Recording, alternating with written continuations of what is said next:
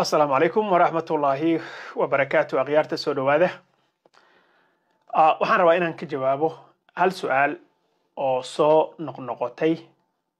in badan su'aashaas oo ah maadaama 28kii bisha la soo dhaafay ee February la ansixiyay oo judge-ka uu xukumay in qaxootiga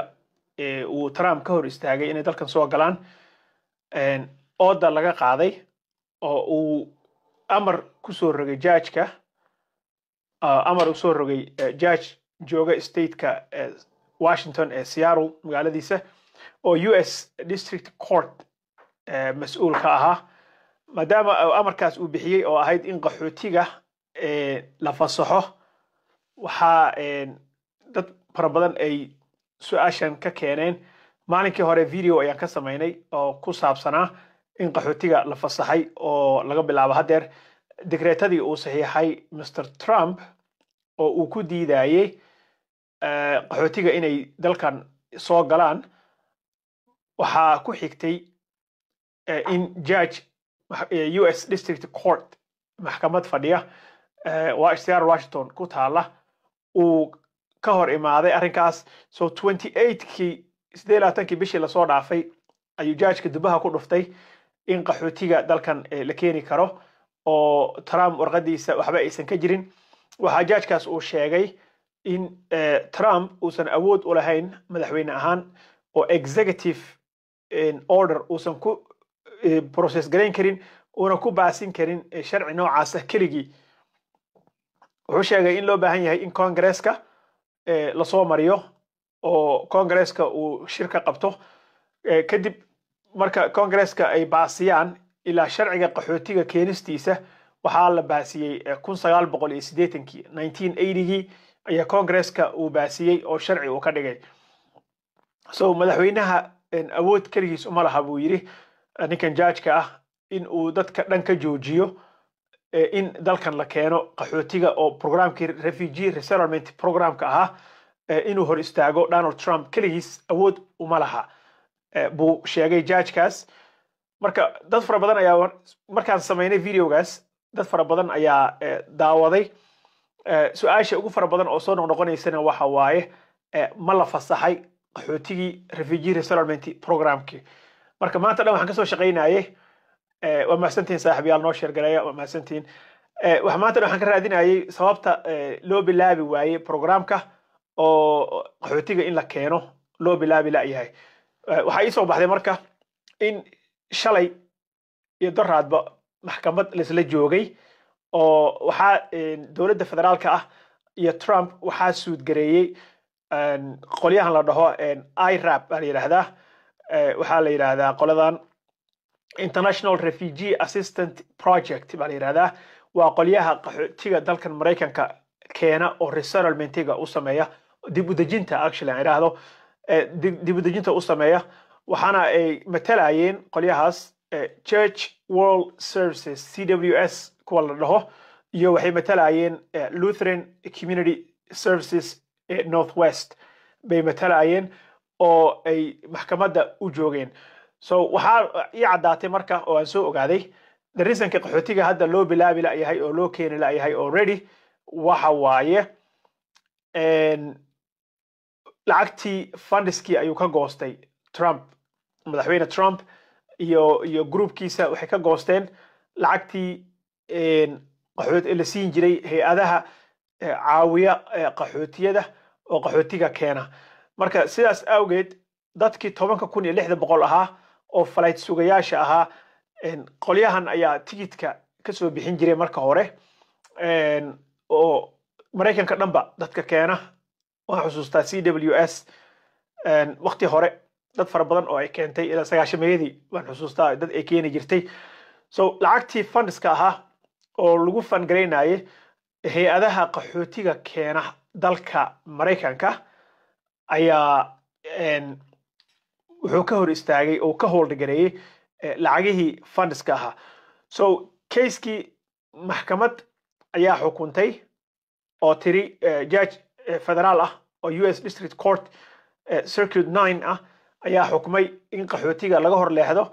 especially wuxuu dhahay judge-kaas qaxootiga fara badan oo waxaa jira wax alaala waxay hanti haysteen iska soo iibiyey guryihii ay deganaayeen liiskii iyo wixii dhan iska soo tirtiray oo gurigii ka soo guuray waxa kale oo uu sheegay in dadkaas wax boorso ku jira ma ogiye wax kale aysan haysanba so wax boorso ku jira kaliya in ay wataan oo alaabtoodii iyo waxoodii iyo hantidoodii iyo waxoodii dhan ba iska soo gadeen caafimaadka la mariyey background check iyo wixii dhan la mariyey marka bixitaan kaliya ay sugaayeen markay diyaaradda soo kori lahaayeen baa Trump imaaday uu ka joojiyey waa tii warqadda executive orderka uu saxiixay oo digreetada madaxweyne digreetadii markii uu saxiixayna waxaa dhacday in dadkaas ay stranded noqdaan kuwa hataa wadankooda aan joogin oo wadamo kale la geeyey oo wadankooda nabadgelyo ahaan loogala cararay sida dadka jooga ka soo jeeda Afghanistan oo kale dadkaas waa laga raray xaafadahoodii dalkoodii baa laga raray waxaa la geeyey wadanka Qatar hoteelay degan yihiin guryaha hataa kuma haystaan meesha the minute oo la soo qaadi lahaa dadka buu ka hor istaagay madaxweyne Trump haddaba markii uu digreetada saxiixay in qaxootiga aysan soo geli karin dalkan Mareykanka waxaa dhacday in maalmo kadibba adiga judge Seattle Washington jooga oo federaal ah oo US District Court ka jooga baa wuxuu dhahay waxa kan wax shaqeynayo ma aha aqlina ma aha buu yiri waa in shaqo laga qabtaa Mr Trump iyo kooxdiisa so wuxuu sameeyay amar buu soo rogay nationwide injunction wax la yiraahdo oo Mareykanka dhan ka fargareynayo sharcigooda ilaa waa nin US District Court haduu joogo sharciga ay soo rogaan oo judge-kaas uu soo rogo wuxuu ka fargareynayaa Mareykanka oo dhan buu from dacal to dacal buu qabsanayaa so nationwide injunction buu soo rogay amar ah in blogga uu ka qaado qaxootiga la keenayo dalkan Mareykanka amarkii sida ay cad hadeer markaan meel badan soo akhriyay waxa ay cadaatay in amarkii aysan u hoggaansamin dawladda federaalka ee Mareykanka inkastoo dawladda way kala tahay oo waa saddex power oo is balance gareynayo checks and balances bay sameeyaan waa judicialki waa executiveki iyo legislativeki oo ah congresska so saddexdaas maadaama ay maaragtay lagu talagalay inay isbalance gareeyaan judge-ka awood wuxuu u leeyahay in uu ku qasbo marka waxaan raadinayay maadaama judge uu soo saaray maxkamad jooga federaali ah uu amar soo rogay oo in qaxootiga blogga laga qaado maxaa ku dhacay baan islahaa bahalkii maxaa loo sameyn lahayd dad fara badanna way soo weydiiyeen su'aashaas of course marka su'aashii jawaabteedii waxay noqotay in aan soo ogaaday in dhaqaalihii uu ka goostay marka ay noqotay inay maxkamaddii nafteeda ku noqdaan oo so waxay challenge gareynayeen the suspension of the US refugee resettlement program and the abrupt withholding of millions of dollars malaayiin dollar oo la siin jiray hay-adahan qaxootiga markay imaadaan caawiya oo garab qabta oo de guryaha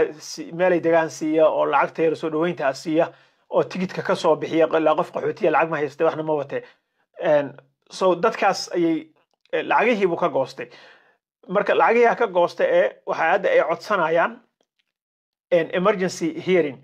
marka maalintii dhaweeytay judge-ka markii uu soo xukumay oo uu dhahay qaxootiga waa inaad ka hor leexataan oo bloggii uu ka qaaday uu saaray Donald Trump waxaa dhacday in ay dawladda federaalka ah ay sheegtay in ay rabto inay appeal qaadato ay diyaar u tahay inay appeal qaadato inay rabto bay sheegtay so appealkii na weli ma aysan qaadan case-kiina weli uma aysan hoggaansamin inkasta oo maadaama judge-ka uu qoray oo uu dhahay waa in laga hor leexdaa qaxootiga ay ku qasban yihiin inay ka hor leexdaan amarkana ay diidi karin appealkana weli ma aysan qaadan laakiin tookadan waxay kaga duwan tahay tookadii hore ee Trump markii uu dhahay Trump lixda wadan oo islaamka ah dalka ma soo gali karaan waxaa dhacday in judge Hawaii joogo uu hadalkiisa ka hor imaaday oo kan oo kale ah oo district court Hawaii ku taalo oo federal ah ay ka hor timi markay ka hor timi maxkamadaas waxaa dhacday in uu iska daayo appeal ma uusan qaadan laakiin tookadan way ka go'an tahay maadaama ay ka shaqaynayaan programkan Doji la yiraahdo oo ay rabaan inay Doji waxa la yiraahdaa Department of Government Efficiency baa la yiraahdaa marka oo Elon Musk iyo isaga iyo ay rabaan inay lacag trillions of dollars ay save gareeyaan meelihii criticalka ahaa oo loogu baahida badnaa bay lacagihii ka jareen so ha ka jaraane qolyahan maadaama waxay isugu dareen maadaama uu ka goostay fundski warqadii dekreetada ahna uu soo raaciyay so dekreeto marka hore ka qoray oo executive order ah oo uu ku sheegayo in qaxootiga dalkan aysan welcome ka ahayn aan la soo dhaweyneynin taasna waxay affect gareysay 10,600 oo qof oo flight sugayaal ahaa baa laga cancel flightskoodii waxaas dhan isaga ka dambeeyay ha haatee qolyihii marka keeni jirayna lacagihii la gooyay bay ka mid noqdeen oo laga jartay lacagta marka waxay yiraahdeen the court noted maxkamadda waxay sheegtay leeyahay the contract terminations were factual development waa wax loogu talagalay bay yiraahdeen in lacagta laga jarto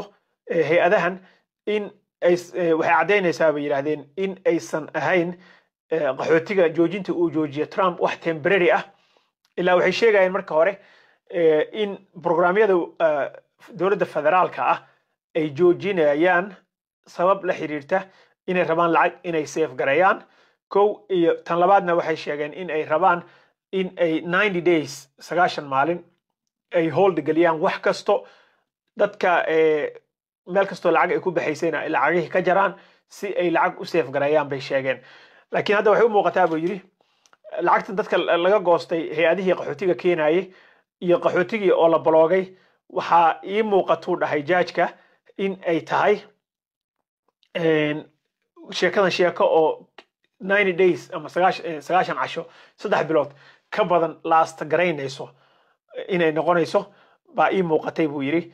so marka waxay sheegayaan waxay dhaheen waa unlawful waaye the suspension of the refugee program in refugee programka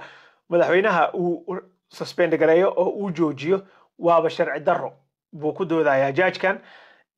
as well as the existential threat facing refugee serving agencies qaxooti hay'adihii qaxootigana oo caawinayay oo garab taagnaa oo serve gareynayna waxa halka ka cadaatay bay yiraahdeen in ayagina ay tahay lacagta in laga goosto arrin critical ah so shaqaale far badan bay naftooda ay ceyriyeen dadkii hay'adihii oo qaxootiyada keenayay oo resettlementiga u sameynayay CWS iyo International Refugee Assistance Project iyo qoliyaas oo dhanba uu ka tuuray meeshii marka orderkan wuxuu sheegayaa bay yiraahdeen so the government seeks to shut down the door on refugees albaabka inay waxay rabtaa ay u xirto qaxooti dhanba dalkan Mareykanka uusan soo gelin in ay rabto bay sheegeen and permanently dismantle this bipartisan beacon sharcigan 1980 waxaa baasiyay sharciga qaxooti keenista waxaa baasiyay 1980gii Congress-ka dalkan Mareykanka ayaa baasiyay so waxay sheegayaan in Congress-ka hadii uu baasiyay 1980gii ilaa waqtigaas ilaa hadeer waxay sheegeen in dhowr iyo 20 milyan oo qof oo qaxooti ah ay ku soo galeen sharcigan awgiis oo ah qaxootiga Mareykanka in resettlement loo sameeyo lagu soo dhaweeyo laakiin hadda ka hortagan uu ka hor imaaday madaxweynaha waxay sheegeen inuu ku gooni ay tahay in uusan sharciyan Congress-ka uusan soo marinin sidii laga rabay uusan u soo marin and I'm sure hadii labada party dalkan hadda xukuma sida maartay Republicanka iyo Dimuqraadiga jamhuuriga iyo maxaan ku yiraahdaa dimuqraadiyiintaba way isku raacsan yihiin in qaxootiga dalkan la keeno oo dib u dejinta loo sameeyo dad far badan ayaana ka faa'iidayo sida ay sheegeen so waxa actionkan waxay ku sheegeen in uu yahay not only in uu san ahayn in sharci darro uu yahay waa sharci waxay yiraahdeen ay cadaawad ku jirto waxaana loogu talagalay bay yiraahdeen in awoodda Congress-ka lagu weeqo iyo tan judiciary-ga marka waxaa moodaa in ay madaxa isu gelinayaan qolyahan hadda lawsuit-ka wada oo de madaxweynaha waxaan ka rabaa